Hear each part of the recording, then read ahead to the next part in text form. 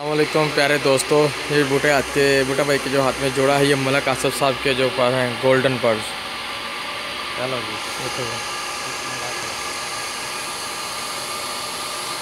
तो कहर भाई भाई जोड़ा लग गया। हाँ जी ये जोड़ा है मादी है ये कबूतरी है। सही सही माशाल्लाह।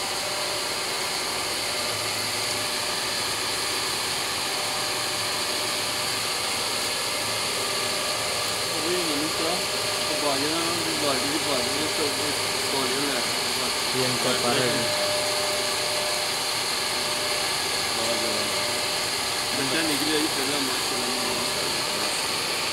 बड़ी मेहरबानी है इसकी आँख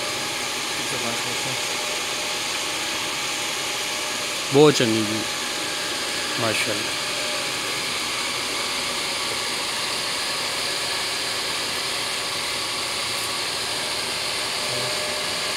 ये कबूतर देखें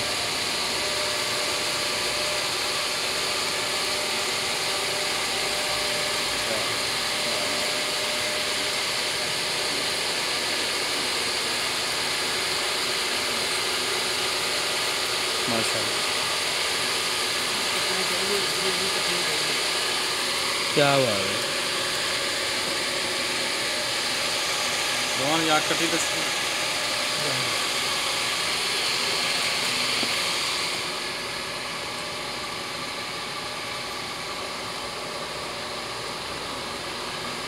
माशाल्लाह।